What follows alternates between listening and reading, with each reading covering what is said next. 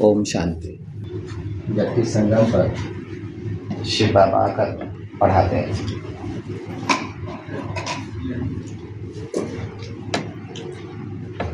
और किसको पढ़ाते हैं? आत्मा को पढ़ाते हैं। आज तक जो पढ़ाई हमने पढ़ी वो किसने पढ़ी? देह ने पढ़ी। देह की पढ़ाई देह को पढ़ाई गई और देहधारी ने अपने को देह समझते हुए पढ़ाया। लेकिन शिव बाबा ने अपने को, हम लोगों को आत्मा समझने की शिक्षा दी। अब शिक्षा वो है, अगर अपनाओ तो अपनी है, नहीं अपनाओ तो परमात्मा की है ना।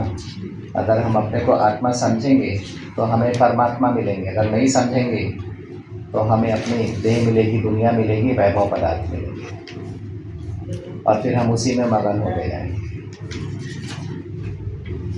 ना।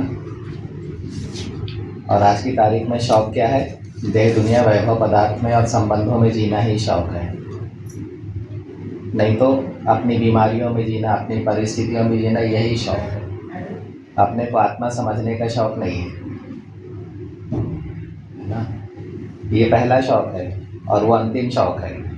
अपने को आत्मा समझना ये है पहला शौक, और अपने को देह समझना, दुनिया, वैभव पदार्थ, संबंधों के लिए जीना, ये है अंतिम शौक। और बाबा कहाँ हैं? बाबा कहाँ हैं? पहले में एक के पास, यानी एक आत्मा के पास आए हैं बाबा। एक आत्मा के पास आए हैं। एक नाथ एक के पास आया है, एक ओंकार एक के पास आया है और पहले जन्म में आए हैं। तो पहले जन्म को अपनाना है कि अंतिम जन्म को अपनाना है? पहले जन्म।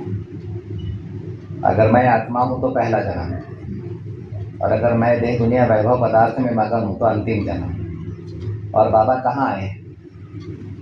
मैं आत्मा हूँ के पास। कहाँ आए हैं बाबा? मैं आत्मा हूँ के पास। और अंतिम जन्म में क्या है? सारे रिश्ते नाते हैं, सारे बहानेबाजी। तो बाबा आए हैं कहाँ पर? पहले के पास। पहला कहाँ है? आत्मा। दिल में। दूसरा कहाँ है? तीसरा कहाँ है? और चौथा कहाँ है? और पांचवा, छठवां, सातवां, 700 करोड़वा कहाँ है? संस्कारों में। संस्कारों में, देह, दुनिया, वैभव पदार्थों में। तो मुझे पहले के पास पहुंचना है।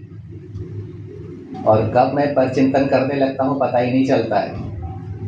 कोई प्यार से पास में आया, परचिंतन करने लगा, प्यार से साथ साथ चला, परचिंतन करने लगा, मेरा साथी है बोल के, मेरा सहयोगी है बोल के, ज्ञान में साथी बन गया। मैं सोचा कि संस्कार मिल गए तो मेरा एक और अच्छा और नज़दीक का साथी मिल गया तो मेरा है बोल के, तो परचिंतन चालू। मैं अपने साथ रहना छोड़कर दूसरे के साथ रहना चालू कर देता हूँ। परचिंतन करने का मतलब है कि मैं अपने साथ नहीं, मैं दूसरे के साथ हूँ। और इसीलिए मुझे थकान आती है, क्योंकि मैं दूसरे को चाह रहा हूँ, अपने साथ हूँ। मैं अपने साथ नहीं रह रहा हूँ, लेकिन मैं दूसरे को चाह रहा हूँ।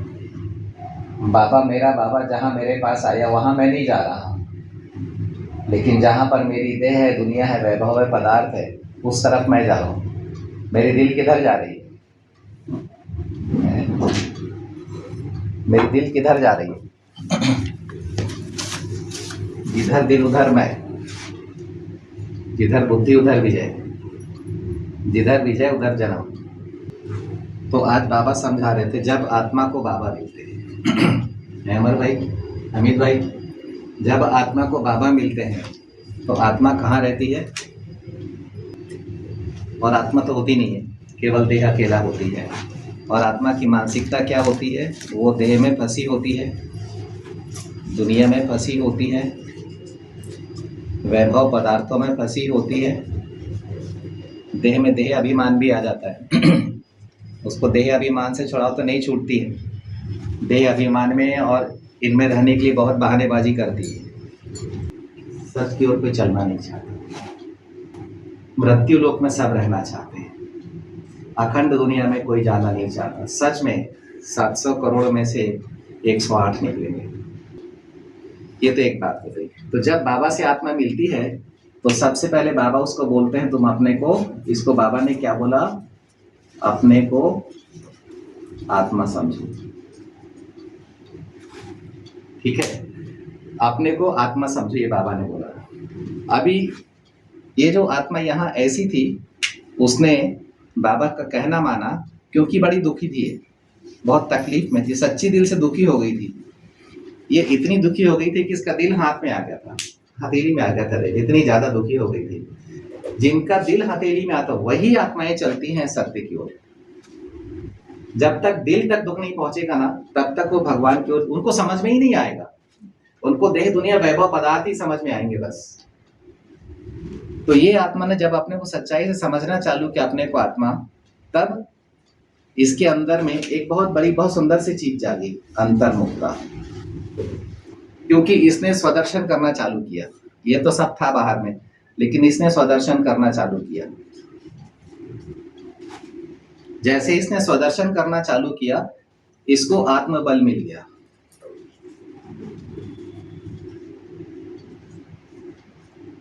आत्मबल बहुत सुंदर अनुभव देता है, अतीन्द्रिय अनुभव देता है। अब इसके अंदर में इन्हीं अनुभवों को पाने की और इच्छा हो गई, इन्हीं अनुभवों को पाने की और इच्छा हो गई इसके अंदर में, क्या फिर से इसको पाऊं, फिर से इसको पाऊं। फिर इसने स्वदर्शन किया। अब बाबा ने इनको, जब आप स्वदर्शन करते हो तो बाबा आपके पास आ जाते हैं। बाबा माने भगवान, जिनकी हम लोगों ने पूजा की है, जन्म जन्म पूजा की है, और कहा है दर्शन दो घनश्याम नाथ, यानी कृष्ण के भी नाथ, घनश्याम यानी कृष्ण, उनके भी नाथ, दर्शन दो। तो जब वो आते हैं ना, तो बाबा समीप पास आते हैं तो बाबा दिखते हैं। तो जैसे आत्मबल, अतीन्द्रिय सुख का अनुभव होता है और वो स्वदर्शन में जाती है आत्मा, उसे परमात्मा दर्शन होता है।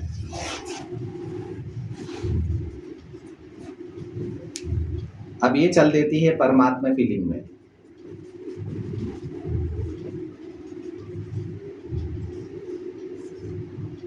परमात्मा केवल दर्शन नहीं होता, दर्शन में समझ छिपी होती है। आप जब किसी को देखोगे तो समझ में आएगा।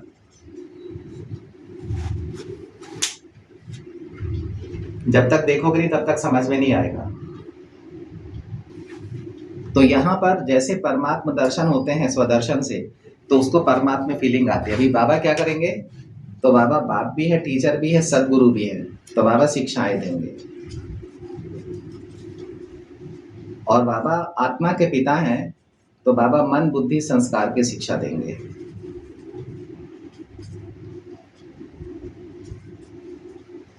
मन में है संकल्प शक्ति, बुद्धि में है निर्णय शक्ति, बहुत बड़ी शक्ति है ये, और संस्कारों में है आदि मध्य अंत। और संस्कारों में है ये देह, हर जन्म का देह दुनिया वैभव पदार्थ संस्कारों में है। नाम रूप देश काल संस्कारों में है।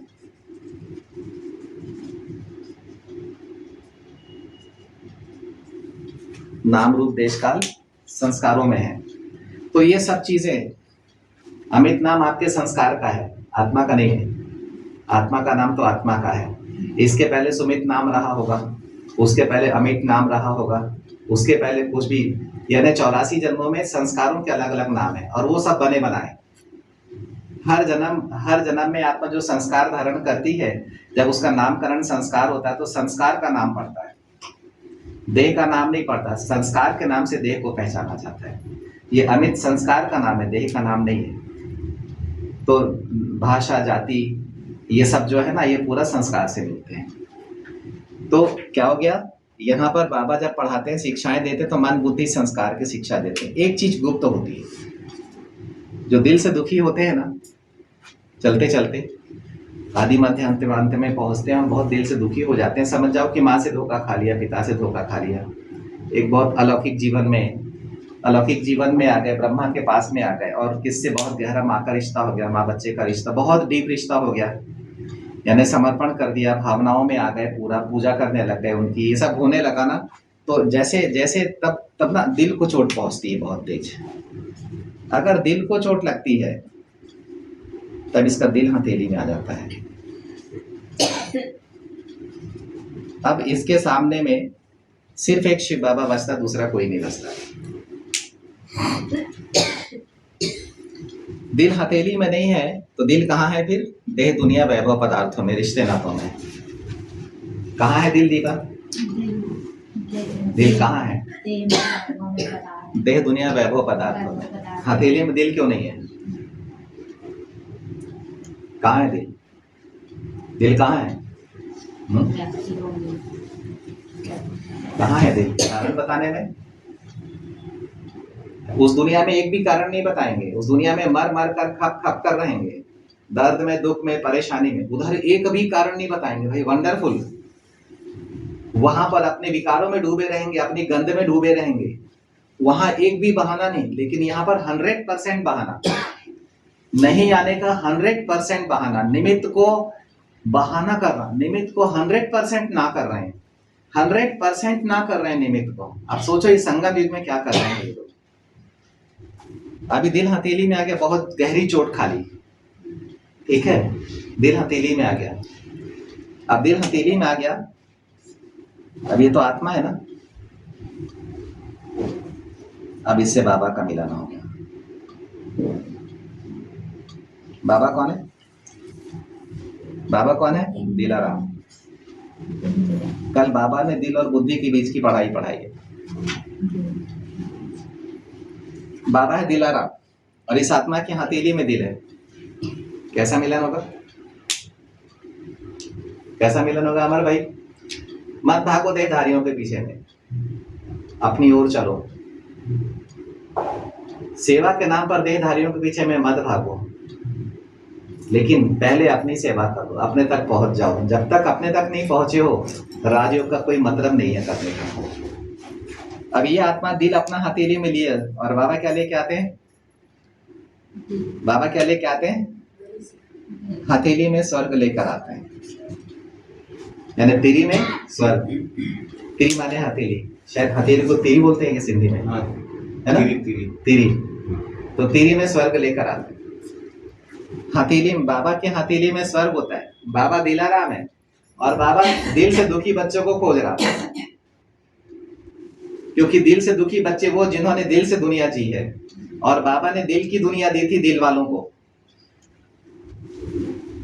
देखो कैसा कोरिलेट हो रहा है पूरा, अंत से अनादि कैसा कोरिलेट हो रहा है। तो यहाँ पर आत्मा को बाबा मिलते हैं, दिलाराम बाबा। बाबा का स्वभाव है दिलाराम। वो क्या देते हैं हमें?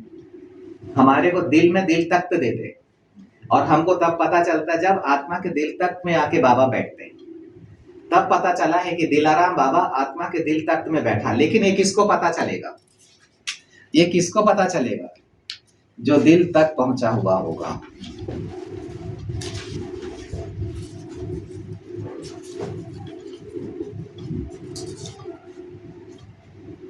जो दिल तक पहुंचा हुआ होगा। दिल तक पहुंचने के लिए आत्मा को बुद्धि तक पहुंचना जरूरी है। मन और संस्कारों में रहना बहुत सरल है, वो तो स्वाभाविक है। मेरा मन नहीं होता वहां जाने का, मन नहीं होता ये करने का, मन नहीं होता वो करने का। तो मैं संस्कार और स्वभाव और मन तो बहुत सरल है, उसके लिए वो तो बाह्यमुखी ही है। मन और संस्कार को आप पकड़ सकते, लेकिन दिल और बुद्धि को नहीं पकड़ पाते, क्योंकि ये दोनों, बुद्धि कहाँ मिलेगी? आत्मा के निराकारी रूप में। जैसे निराकारी रूप में बिंदी के पास आप पहुंचे, तभी आपको अपनी बुद्धि मिलेगी। जब तक आप बिंदी के सूक्ष्म रूप के पास नहीं पहुंचोगे, सूक्ष्म बिंदी, तब तक बुद्धि नहीं मिलेगी। ठीक है, अब बुद्धि मिल गई तो ये सब पढ़ाई है, मन और संस्कार की पढ़ाई बहुत बड़ी पढ़ाई है। बाबा आदि मध्य अंत पढ़ाता है, वो संस्कार की पढ़ाई है। बाबा मन संकल्प विकल्प के पर ध्यान दिलाता है, वो मन की पढ़ाई है कि तुम शुभ संकल्प करो, श्रेष्ठ संकल्प करो, श्रीमत के अनुसार अपने मन को रखो, मन को मन मना भाव रखो, मध्य जीव भाव करो। मतलब ये जो बातें हैं ना, ये बहुत विशाल पढ़ाई है और ये आत्मा की पढ़ाई है। इस पढ़ाई को पढ़ने के लिए आप 84 जन्म दे दोगे तो भी पूरी नहीं होगी। बाबा तो 100 साल में पढ़ा रहे हैं, उसमें से भी हमें कितने मिले? यहां से दिल और बुद्धि की पढ़ाई चालू हो जाती है, दिल और बुद्धि की पढ़ाई। क्योंकि आत्मा तो दिल में थी, तो आत्मा दिल में क्या होता है? जब आत्मा को बुद्धि मिल गई तो आत्मा को उसका ज्ञान मिलेगा, खुशी मिलेगी, शांति मिलेगी, यानी आत्मा को गुण मिलेंगी, शक्तियां मिलेंगी, विशेषताएं मिलेंगी, कलाएं मिलेंगी आत्मा को, क्योंकि उसको बुद्धि मिल गई है इसीलिए निराकारी स्टेज से। उसके बाद में अब बात, और जब आत्मा पढ़ रहे तो बाबा दिल की पढ़ाई भी पढ़ाते हैं। दिल का द्वार कब खुलता है? जब बुद्धि मिलती है। दिल का द्वार खुलता है तो आत्मा की भावनाएं, बहुत सुंदर सी चीज, ये बाहर आती है भगवान के लिए।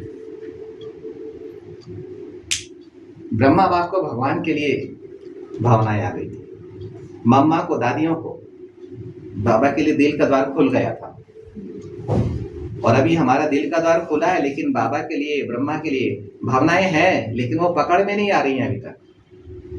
हमारी पढ़ाई चल रही है अभी। ये भावनाएं मिलती हैं, मिल गया है अपना, दुआएं मिलती है, मिठास मिलती है।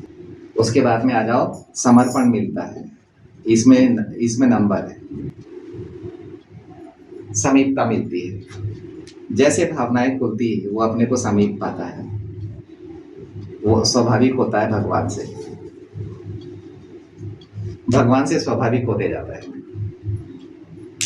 अब बाबा उससे दूर नहीं है, दिल खुल गया उसका।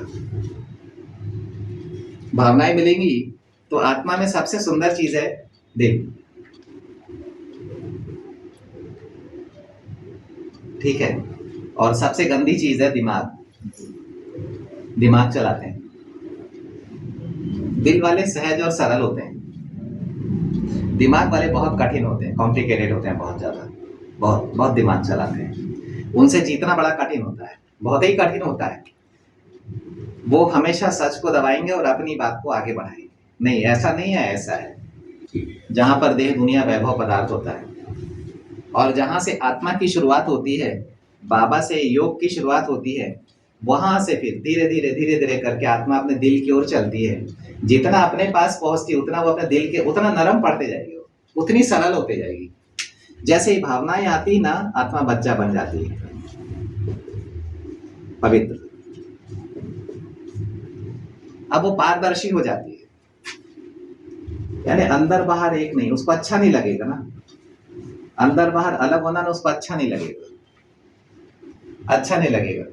वो पारदर्शी रहती है, हमेशा अंदर से सच्ची रहती है, जो अंदर में वो बाहर रहती है, एकदम पारदर्शी। योगी ऐसे ही होते हैं, क्योंकि उन्हें तो बिंदु से मिलन बनाना है ना। अगर वो देह से अपारदर्शी होंगे तो बिंदु कैसे मिलेगा उनको? और यही हमारा लक्ष्य है, पारदर्शी और फरिश्ता, यही हमारा लक्ष्य है।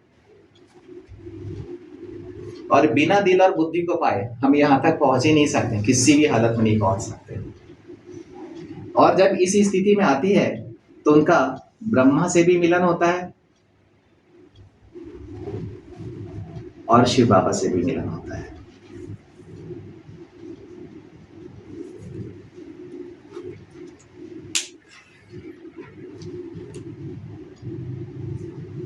लेकिन बाबा पढ़ाते पहले से रहते हैं, बाबा से मिलन हुआ हो ना हुआ हो, लेकिन बाबा आते हैं, वो तो दिखते नहीं है, बहुत निरहंकारी। हम लोग को तो अहंकार दिखता है, हम लोग को तो विकार दिखता है, हम लोगों को तो लोभ दिखता है, क्रोध दिखता है, हम लोग को तो काम दिखता है, हमारे को तो नाम रूप दिखता है, मान शान पद पैसा दिखता है। बाबा को क्या दिखता है? सिर्फ सत्य दिखता है, सिर्फ सत्य दिखता है।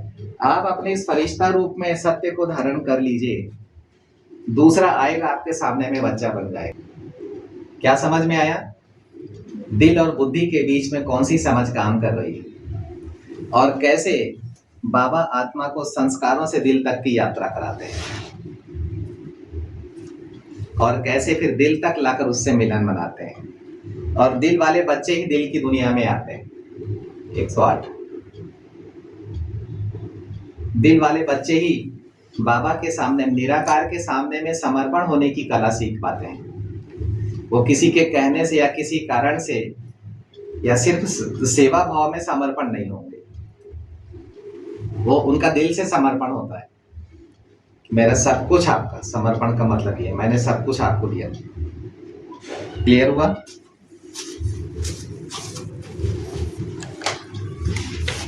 क्लियर हुआ? ओम शांति।